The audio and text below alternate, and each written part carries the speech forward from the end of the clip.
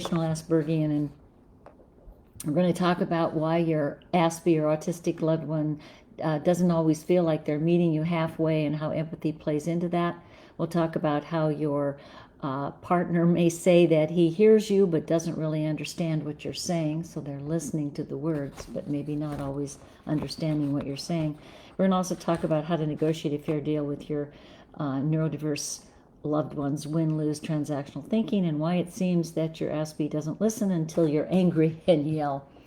So I want to kind of circle back to the conversational Aspergian. I had a client years ago who is neurodiverse on the spectrum, and he had a great sense of humor, and this is his term, Aspergian. He was saying that he thought it would be a great idea if I developed an app called Conversational Aspergian, which I have yet to do, but I still think it's a great idea. And he said, I can give you plenty of examples of the crazy things that I say that have a different meaning to a neurotypical. So at least he had a sense of humor about it. And I think it does kind of make sense to learn about Conversational Aspergian. So if you want, I'm going to go talk about the events this month that are coming up that are going to be on this subject. I'll kind of describe them in a minute, but I also want to point out in the write-up here that I've listed a number of links for you where you can get more information from our group. If you're a member of the meetup group, there's a link there for the meetup group. If you're not, you can join meetup. And you can participate in, the meetup group is for neurotypicals only.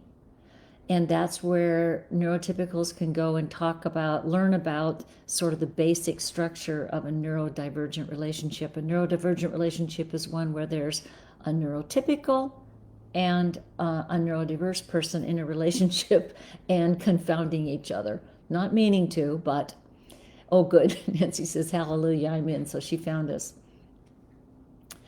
And then other links. I've got a podcast that I do, and that's open to the public, and that's free. There's the podcast link where I talk about similar subjects to what we're doing here. I offer some online courses, and you can go to that page. There's a couple of links there for the courses that I offer on neurotypical, neurodiverse relationships. And those online courses, they're recorded. You can take them at your own pace. And both neurotypical and neurodiverse folks take those courses. And then we meet monthly in a live webinar to talk about the course. The mini course page is if you want to know more about just sort of the general stuff that I do. There's a free 4-video, something like that, a little what we call the mini course, and it's free. There's a link to help you understand better all the various programs that I offer. Let's see, the Advanced Community Forum is a more advanced than Meetup. It's a forum for people who've been kind of doing this work for a while. They're aware they're in a neurodivergent relationship, and they're looking for more sophisticated tools. Hi, Julie. You made it. That's great. There's the link for the YouTube videos. There's a link for the books. I've authored 5 books. There's a link to my Amazon page. And then there's a link for where you can leave questions for Dr. Kathy's office hours. And I have some questions. Some people left questions. I printed them out, and we'll talk about those in a little bit too. And one thing I'm really excited about is that I've just released Going Over the Edge, the anniversary edition. And I'm making a pitch for this book because I think it's wonderful. I took the old book, it's 15 years old. I rewrote it, added chapters, added descriptions. I put a lot more stuff in there. It's probably 50% longer. Not that you need necessarily longer, but I did update it so that it's more relevant for today than it was 15 years ago, although even the 15-year-old book is probably relevant. Anyway, so that book's ready, available on Amazon or at the link there to the courses. Because if you go to my course page, you'll get, I try to give my books at a discount from Amazon. But some people prefer Amazon, and that's fine too, because maybe you've got Kindle and you can get free Kindles. They're all in ebook format and print. Okay, so let's get going. The first, another link. Oh, maybe I didn't put it in there. I'll have to put that in there later. Darn it. Oh no, I did. I put it in there. Member questions. So leave questions here. Okay. The first thing I want to remind you of is that there's our ambassadors on the call today, Dr. Julie, or Dr. K. She says, hi, Dr. Kathy. It's Julie. And Julie is the ambassador for our groups. And she hosts a call on Meetup once a month for new members, but anybody can go to it, where she kind of walks you through all the services and how to take advantage of the group and how to ask questions and how to sign up for these various events. So let's see, that's Thursday, August 8th. Is that right, Julie? Thursday, August 8th, 3 p.m. Pacific time, but when you click on to join that event, it'll pull it up in the time zone that you're in, so you'll be fine. Haha, that's me, she said. Dr. Julie. I'm going to call you Dr. Julie. Oh, did I get the wrong month? Is it supposed to be July? Shoot, I think I've got all the dates wrong down here. Is it July 8th? I hope. Got the wrong dates.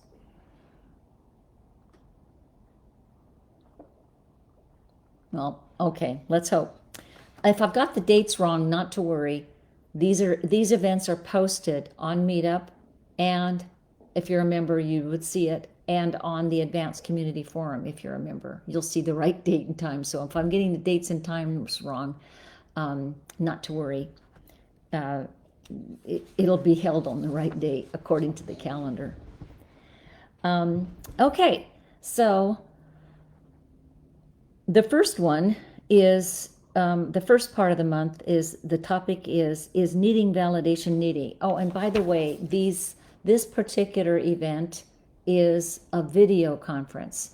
So what I do is I record the video conferences, but only the audio portion, so that, thank you, July 18th. We got the dates all crazy. All right.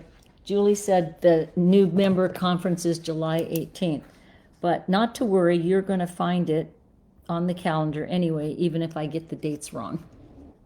And I'm hoping I'm giving you the right events, because I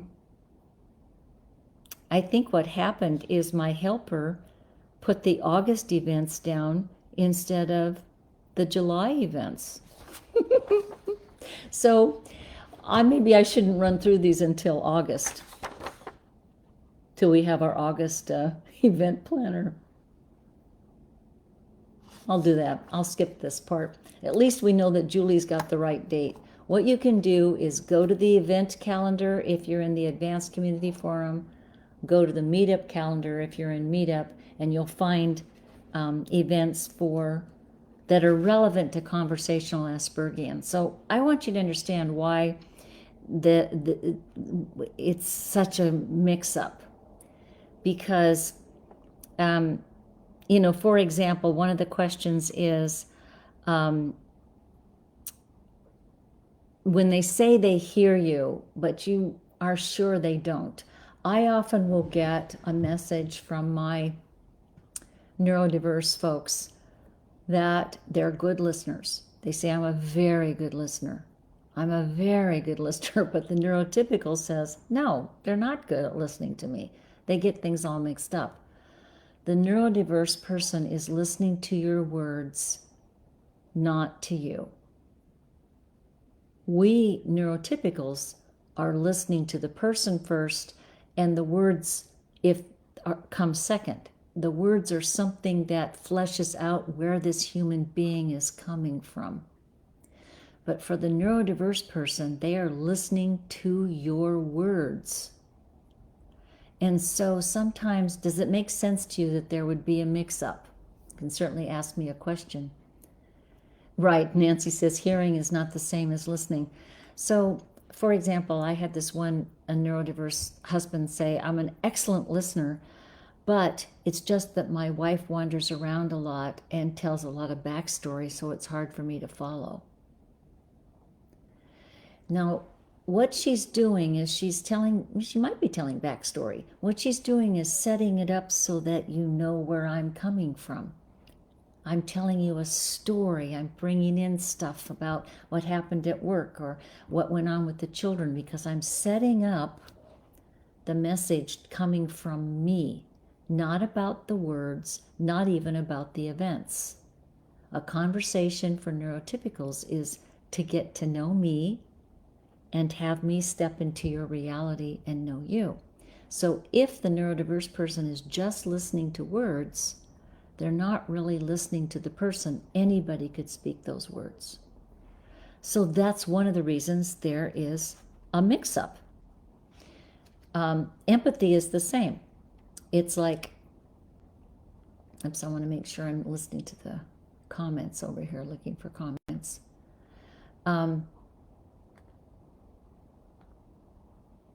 Okay, good. No, it says that I'm hoping I'm still there, because I'm getting a tip that says it's not always hearing my internet connection. Am I still with you? I hope. Nobody's saying anything. I'm going to continue as if you are still hearing me. Nobody's saying anything. Okay. Well, it's counting off, so I must be still recording. What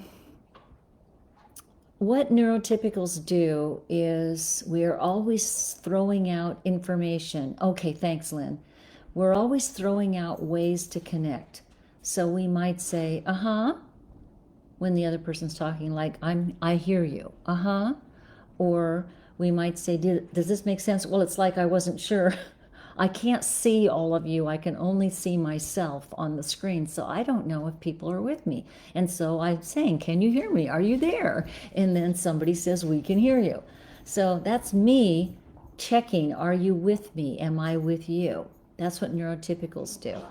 The neurodiverse doesn't really worry about that. The neurodiverse is looking at, listening to what's being said, and if the topic tracks where they are. So if you're going to speak conversational Aspergian, you need to solve this problem, which I'll come back to in a minute, because I want to talk about the other one. The other major one is, how come my neurodiverse loved one doesn't listen to me until I scream, until I yell? And of course, by then, you look crazy, and that's not useful. So scaring somebody into listening doesn't really work. I mean, it does technically. They realize that you're serious, but they still may not understand you. So what these events coming up in July are about is learning how to cross that divide. I like to recommend using the 7-step interface protocol, crossing that divide. Oh, there we go. July, does it say July 10th, 9 a.m., why won't my Aspie meet me halfway? Okay, good. Because that's not on my list of events that are here.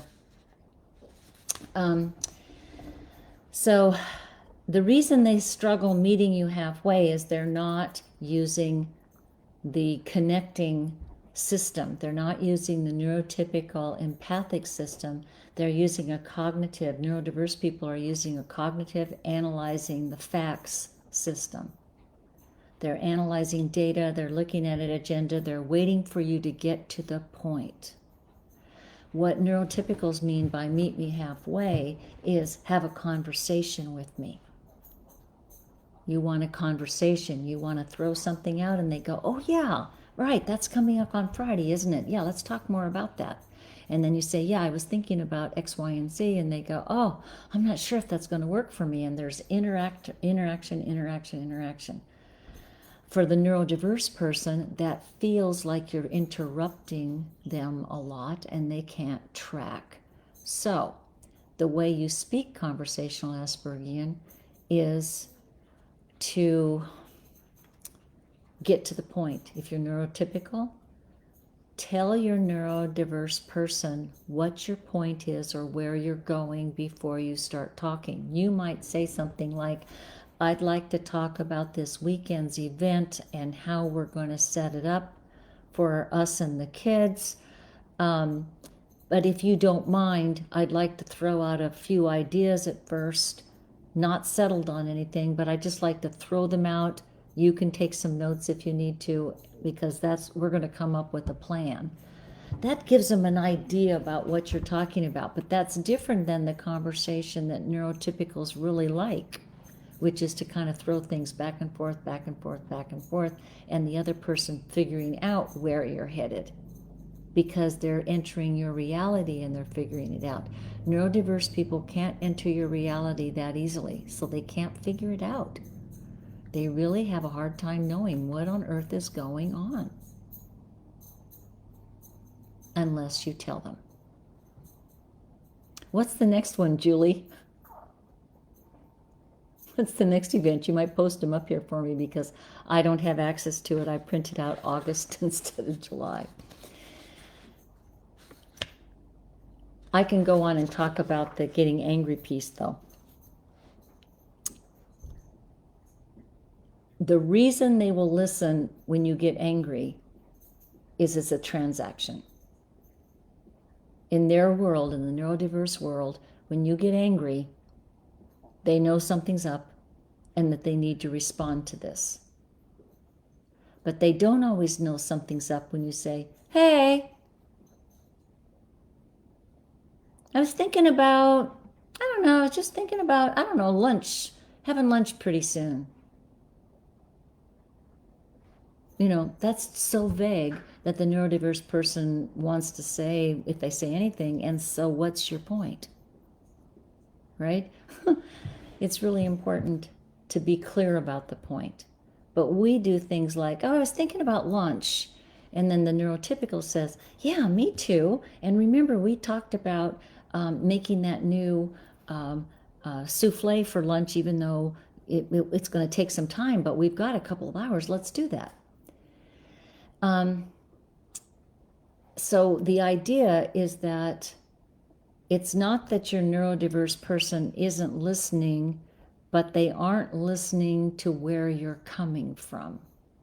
And to meet you halfway, they would need to listen to where you're coming from, which is going to be very difficult for them to do. July 17th, she says, my partner says he hears me but doesn't seem to really understand. Right, and we've been talking about that.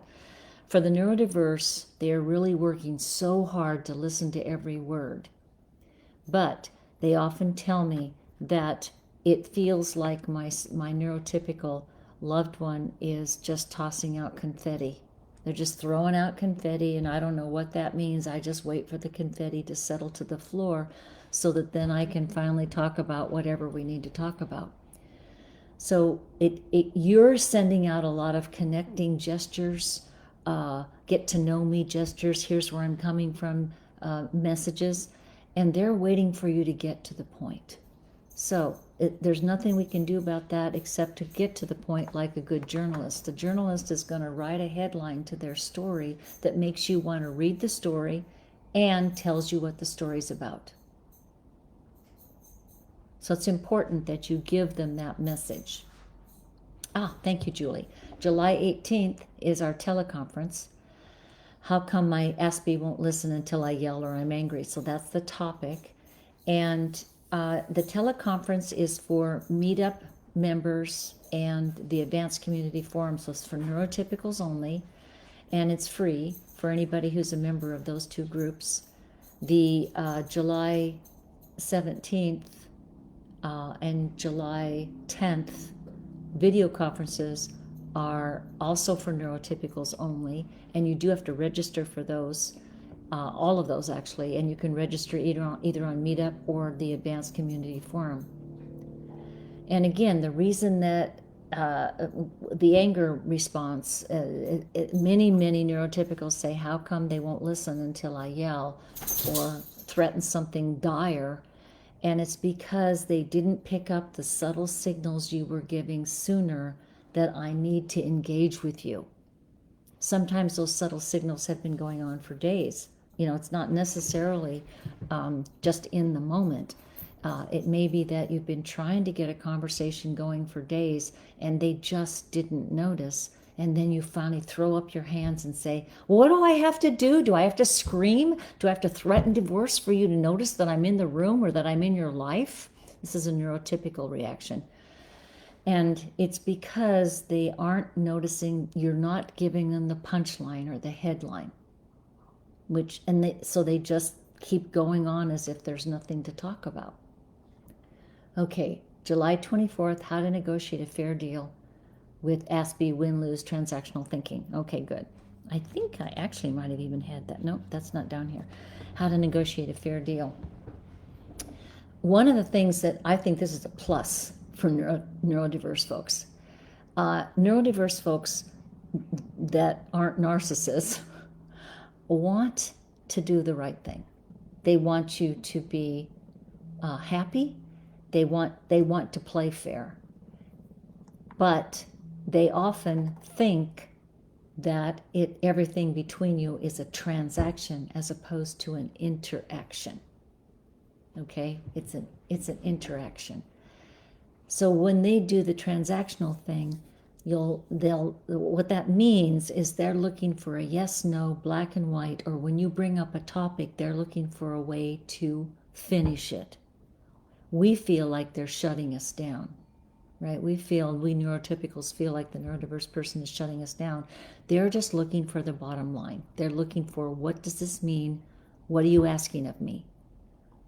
And if you say something like, the car's getting kind of dirty, maybe we should think about, washing it up or cleaning it up or taking it to a car wash. And your neurodiverse person says, oh, I can do that. And then they get up and walk out of the room. You might have just been bringing it up as a general thing. You weren't necessarily assigning them that task. So that's an easy one. You can say, oh, well, I wasn't telling you had to do that. I was just thinking, it probably needs to be done sooner than later. Maybe we could do it this weekend, whatever. You're expecting an interactional approach, right? And they just automatically think it's always yes or no, right or wrong, interaction. We can get back to these. If you have questions about any of this, post them in the comment section so that I can answer them for you. Then July 30th is the next Facebook Live.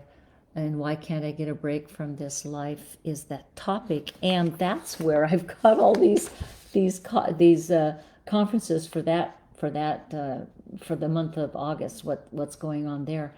And did I say the free webinar? Yes, that's coming up. So the free webinar is, it's listed as free webinar because it's the one thing I offer that's for both neurotypical and neurodiverse. If you're taking my course on Asperger's and relationships, how to survive the chaos, there's a link there to take you to the course. If you're taking that online course, once a month I hold a webinar for participants in the course, and in that webinar we have both neurodiverse and neurotypical. And what's really delightful about that is hearing from others that aren't your spouse. Somebody who's a neurotypical who's saying things that you actually hear from your neurotypical spouse. Wow, that's kind of revealing that maybe neurotypicals do think a lot alike.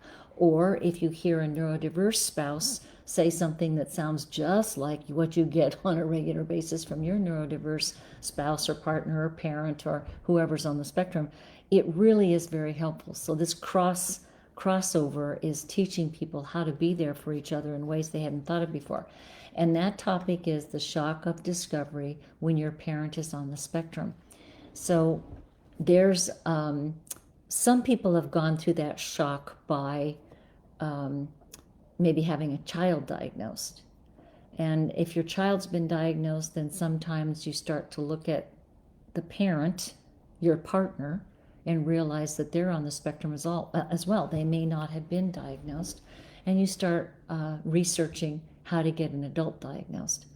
But what often happens for many of our neurotypicals and the neurodiverse is to discover that you had one or two parents yourself on the autism spectrum. I did. It didn't occur to me that my mother was on the spectrum until my daughter was diagnosed, and she was 13 when she was finally diagnosed. And then I recognized that my spouse and my mother were on the spectrum. Now, my mother had passed away, so I couldn't talk to her about it, but oh my gosh, I tell this story a lot. There were times when I would say to my daughter Bianca, I would say, "You're just like my mother." And by then, my mother had passed away, so she never knew her. I said, "You are just like my mother. You must be my mother reincarnated." And I would laugh about that. The thing is, my daughter's adopted. So she wouldn't have been biologically related to my mother. But I was noticing the autism patterns in her. The way in which she thought was similar to my autistic mother's thinking process, right? So when you discover that one of your parents is on the spectrum, it affects how you think about yourself. You know, you start to realize, gosh, I was being parented, in my case, for example, by my mom on the spectrum. I was being parented by a neurodiverse mother and a neurotypical father. And I watched my father make excuses for my mother all the time, cover for her, and now I understand why he was doing the neurotypical, trying to cover all the bases. And my mother would just befuddle me over and over again. And what I realized is that I'm sort of somewhere in between. That's why I have a chapter in my book called Hapa Aspie. I sort of think like someone on the spectrum, and I'm a neurotypical. I learned a lot of really wonderful things from my mother, but she didn't get me. She clearly didn't get me. So Nancy says, "You're hitting so many nails on the head. I've never heard such an accurate description, explanation of my life. It really helps to know it's not just me." Yes, of course. And then Julie says, "So true, Nancy. Mind-blowing, right?" So what happens is that just even this little short discussion that we're having is bringing up so many things for you that are part of, why do I know the patterns? It's the patterns. It's not like I've ever met Nancy in person, or Julie for that matter. She's on a totally different part of the planet from me. Not in, no, not figuratively, literally. Different hemisphere and everything. But the patterns are the same.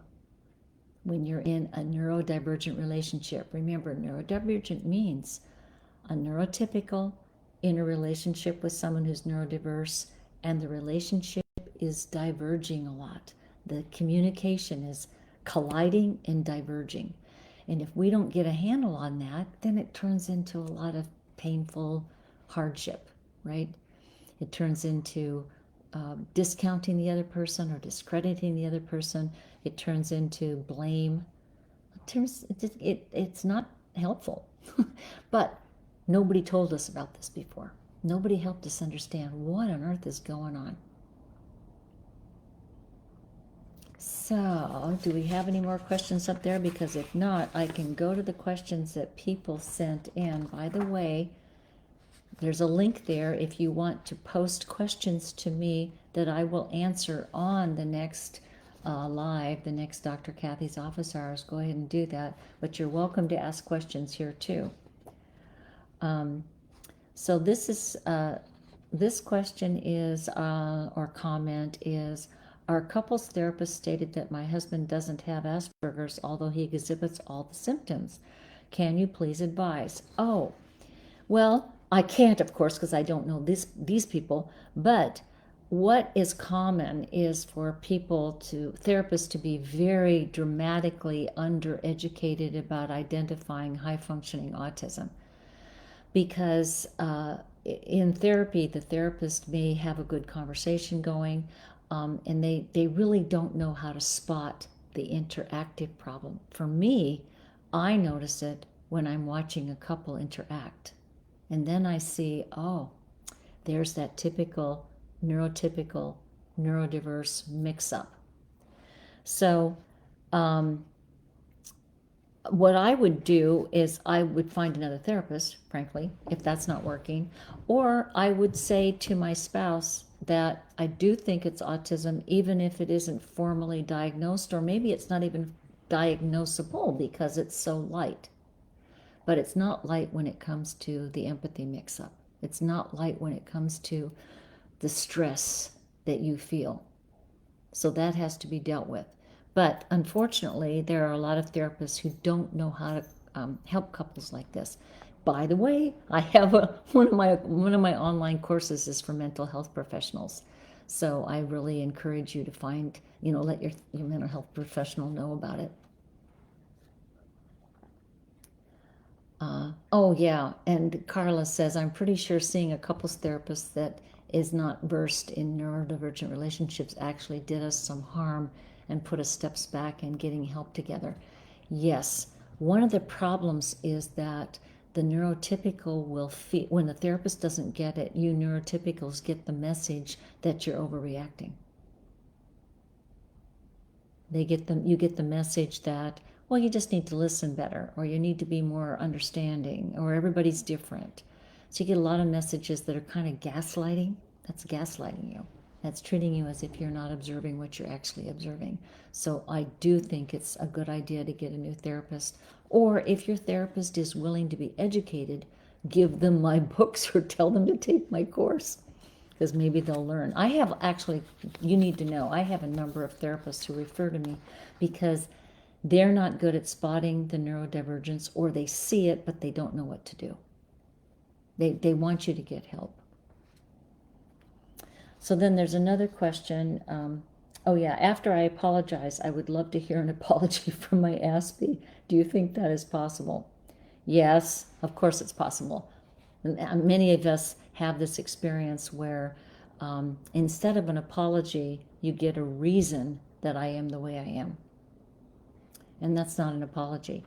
What neurotypicals know is we apologize for how the other person feels, how we might have made them feel, even when we weren't intending it.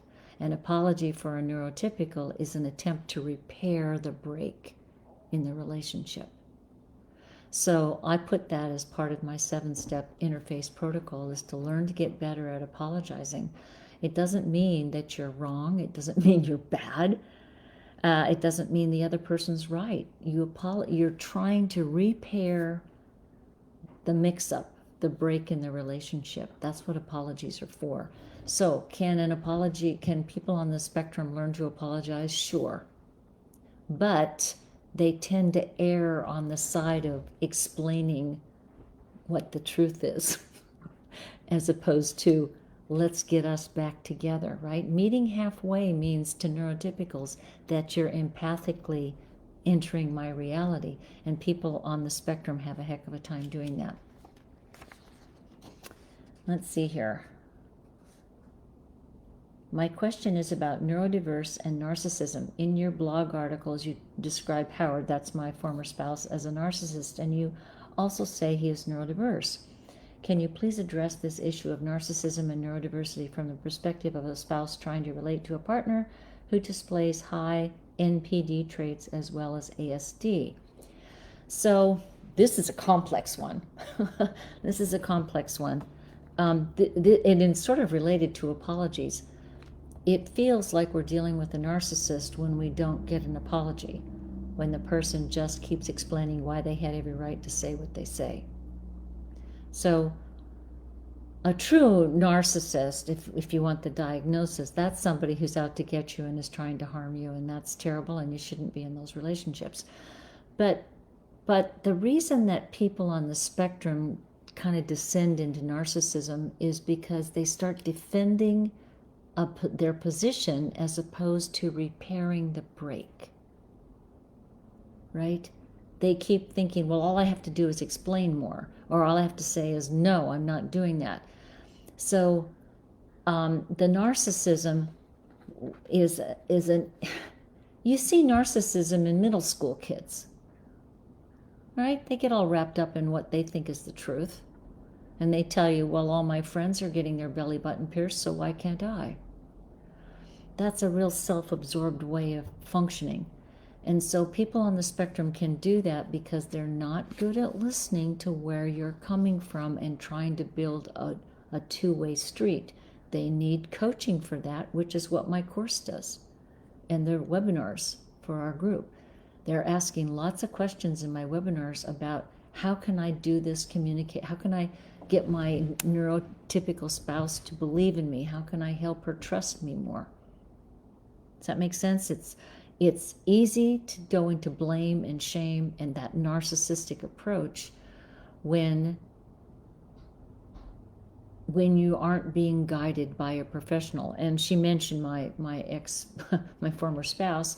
He just wasn't getting the help he needed. It was just going to be, his way or the highway. And it was very painful to not be able to walk him through, because I couldn't be his therapist, walk him through how to be a better person. So Louise says, my Aspie seems not to ever hear me these days. He's 78, just had his hearing tested, and it's okay, according to Costco. Their test has patterns, and of course he's so good at patterns, so I find it hard to trust it was a good test for him. So I'm wondering if it's a cognitive processing issue or he's withdrawing somewhat. Well, it could be both, but I trust the hearing test. So the audiologist probably got it right, that he's hearing the frequencies and everything, and maybe he has some aging-related decline in hearing like anybody at 78 would. I think it really is more likely that it's neurodiversity, and so he is not listening to you. He's listening to the words or the patterns that he understands, not the pattern of you, Louise. He's not noticing you. So here's the thing. Yes, as we age, we can all get more rigid in processing. And what I notice with people on the spectrum is a lot of times they just are tired and they just sort of stick with, well, this is what I know. And they may not be very good at giving you room to be you. Although I think I would confront him with that and say, yes, I know you can hear every word, you're just not listening to me. Make him puzzle over that a little bit.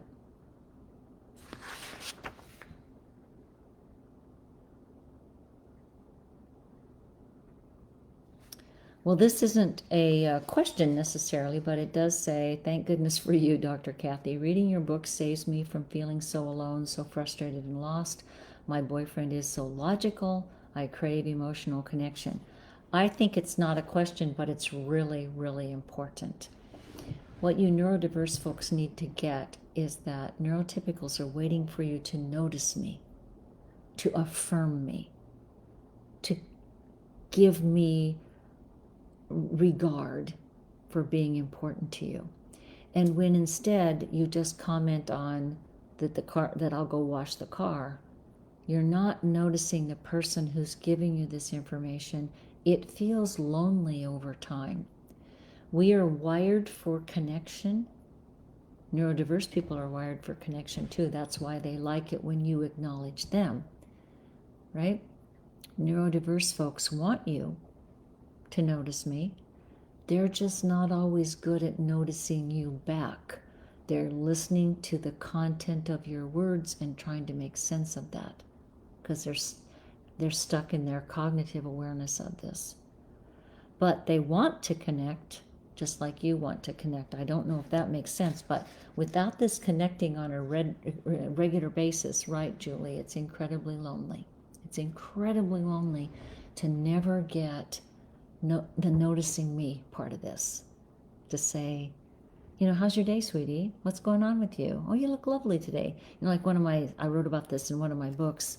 This one woman was going through a cancer treatments, and she was particularly depressed one day, and she just wrapped herself in a blanket and curled up in the recliner and wasn't really sleeping, but she was just sort of laying there feeling depressed.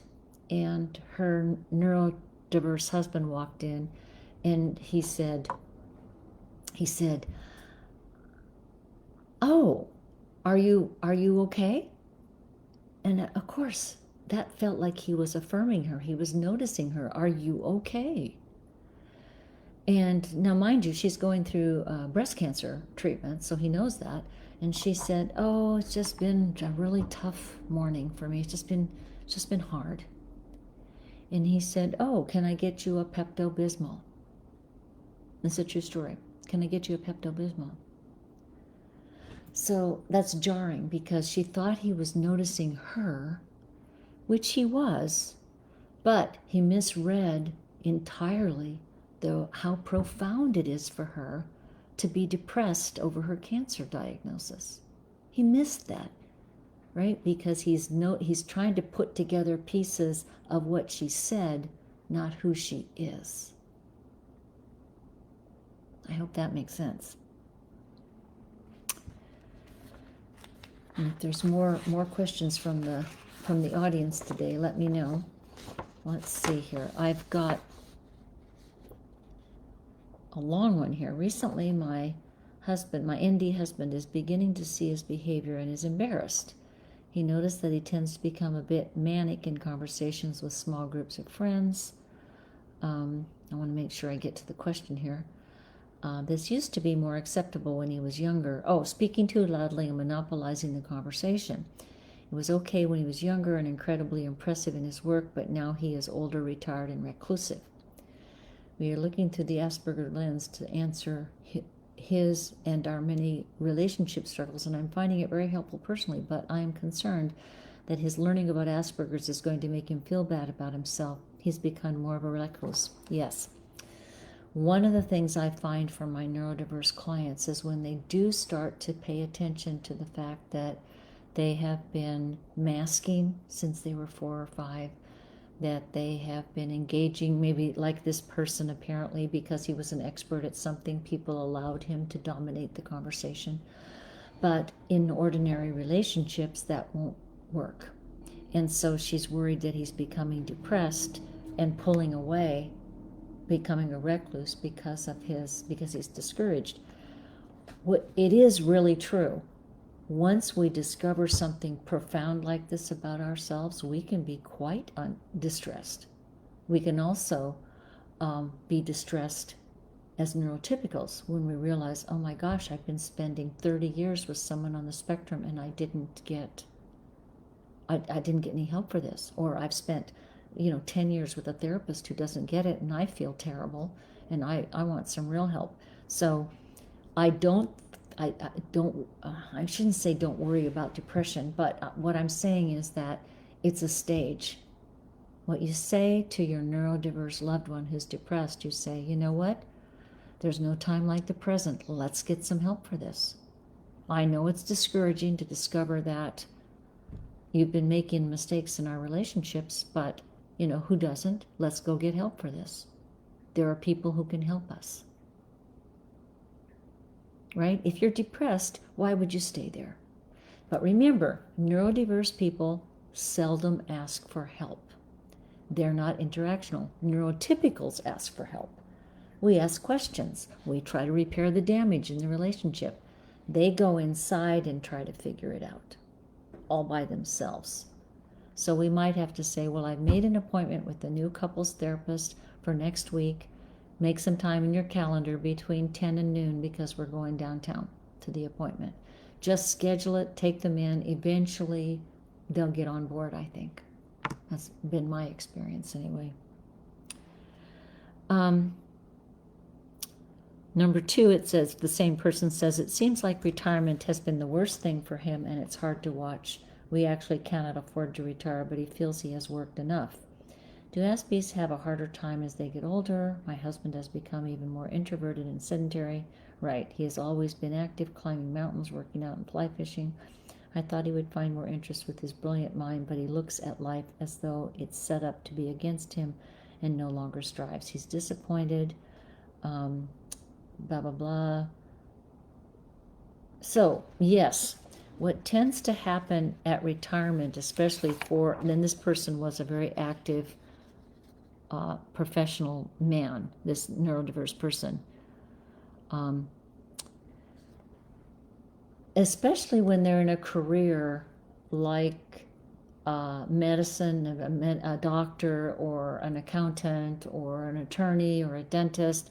If they're in a career that's very intense, a lot of work, has a lot of structure, and they have assistants to help them, they often don't know that they're not handling their relationships well because their patients, their clients, and their staff are used to that person being bright and capable and knowing a lot, and we ask our professionals for guidance.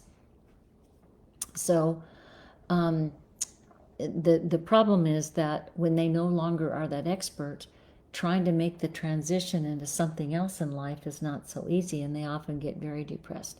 But this is the time to take a look at the Asperger syndrome or the high functioning autism or autism 1, whatever you want to call it. This is the time for them finally to dig in and go, wow, this is what's been going on. One of the reasons they could probably be an expert is because they are on the spectrum. They can, intensely focus on something. But the downside are the relationship dynamics. So let's see here. Amy says, how does neurodiversity overlay with attachment theory and CPTSD? So in general, I think people on the spectrum, as well as neurotypicals who are interacting with them, I think they have CPTSD too. Okay, and we're just going to call it PTSD in general. CPTSD, I can go into more detail about what that is, but if you think about it, if you've been trying to if you're neurodiverse, if you've been trying to cope in a neurotypical world all of your life and you just don't really get what's going on, you're tired, you're discouraged, you probably run into one problem after another, one reason to become a specialist, to become the orthodontist, not just the dentist, or the prosthodontist. One of the reasons for that is that you can pour all your intellectual energy into that and you don't have to worry about relating to patients very much. And I hate to say this, but I don't really want to get into attachment theory because I don't think that applies, but I do think that here's a misdiagnosis for a lot of people on the spectrum. They are often diagnosed as having reactive attachment disorder or schizoid personality disorder, and that's probably, they've been laboring under those misdiagnoses, which also gives them PTSD. So what makes it CPTSD, by the way, is the day in, day out mix-ups that don't work very well, right? Or for the neurotypical, it's the gaslighting. It's the day in and day out of not being affirmed, how lonely it is, right? When it's so desperately lonely, it just takes its toll on you, and, it's hard. And by the way, people are responding to each other in the group, so please read those comments, because people are offering support for you. Let's see if I have anything else here. So this person says, I don't know if I'm the one overly sensitive or it's my AS partner.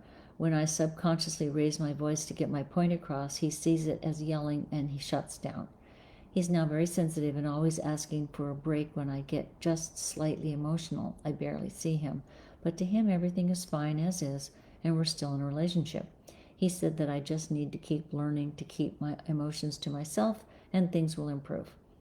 It's almost like he's asking me not to be a human with any emotion.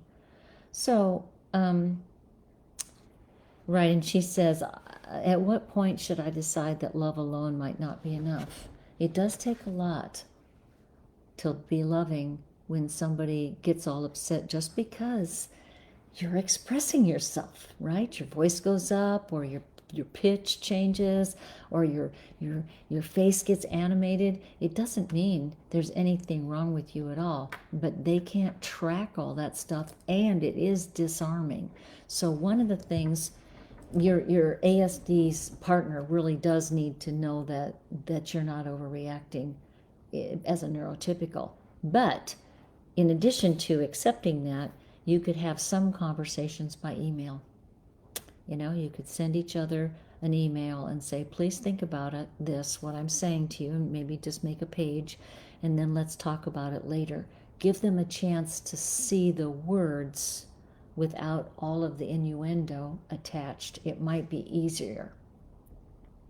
Don't want to miss anything. My Aspie's eyes are always the same. There's never any expressive positive or negative.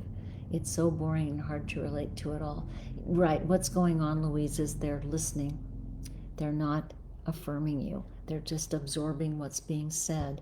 And that's very classic, is to have this sort of flat affect and no expression. And then you say, did you hear me? And they go, yeah, I heard you.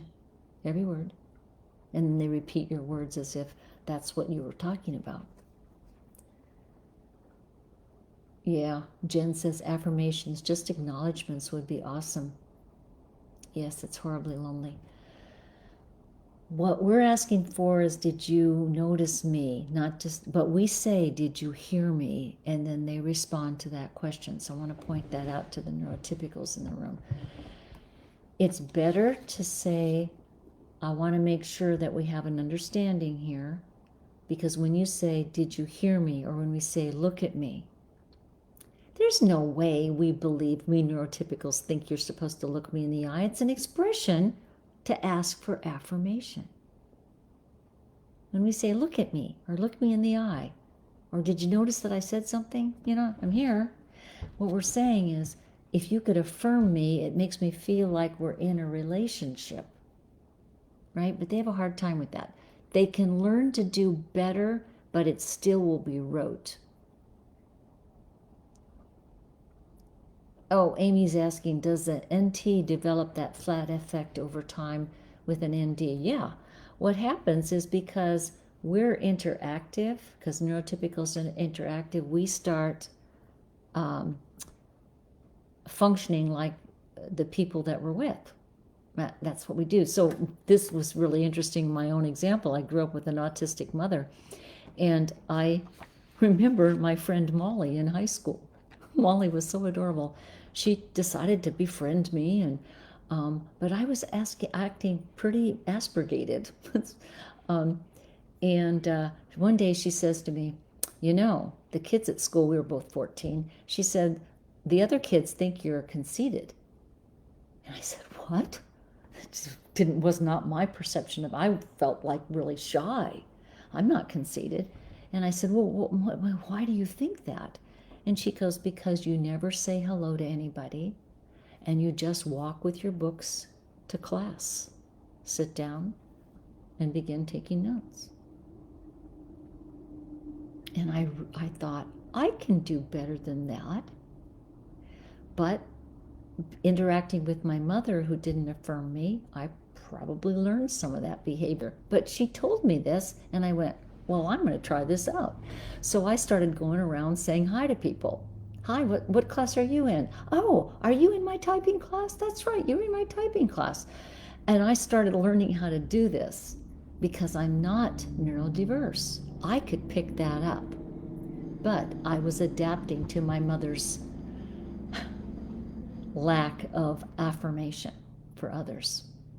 Does that make sense? I hope. Okay, we got to wrap this up. We're gonna end this call, but I want to make sure there's any. Oh, this is a great question. Let's try one more here. Can you rely on your ASD partner to be there for you when you're going through a tough time? When I feel like I need support through a difficult time and a sounding board. He tells me that he doesn't like me bringing negative energy into the relationship, and would prefer I work things out away from him and only spend time with him when I'm feeling good and happy again. This is like the guy asking about, do you want a Pepto-Bismol? His way of expressing love is that he will be there waiting for me, but it's difficult because aren't NTs wired such that we seek connection and support when things in life are tough.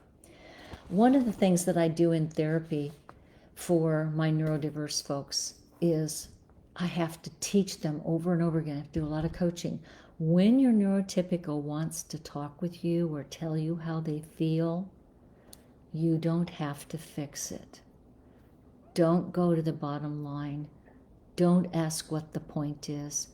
Just let them talk. Now, it takes a long time for the neurodiverse person to understand what's the point of that. But what happens is if they finally learn to do that, they hear from their neurotypical say, oh, thanks, you were so helpful. And they don't know why they helped because all they did was sit and listen. So, but the bigger question is, can they be there easily and comfortably for me if I'm going through a crisis? Probably not. Right? So the guy who asked his wife if she needed a Pepto-Bismol was not there emotionally for her, was he? However, during the period of time that she was going through her cancer treatment, he was working out in the yard, building her a water feature that she has wanted for a really long time, so that she could sit there in front of her water feature in the sunshine. He did love her. He wanted to be there for her, but he couldn't be there in that affirming, interactive, conversational way. Okay, I hope I see you at one of our events. I'm so sorry that I got the dates mixed up and the topics mixed up, but Julie was a big help. Do attend one of Julie's new member orientations, and it's on the schedule at Meetup or at the Advanced Community Forum. And if you're so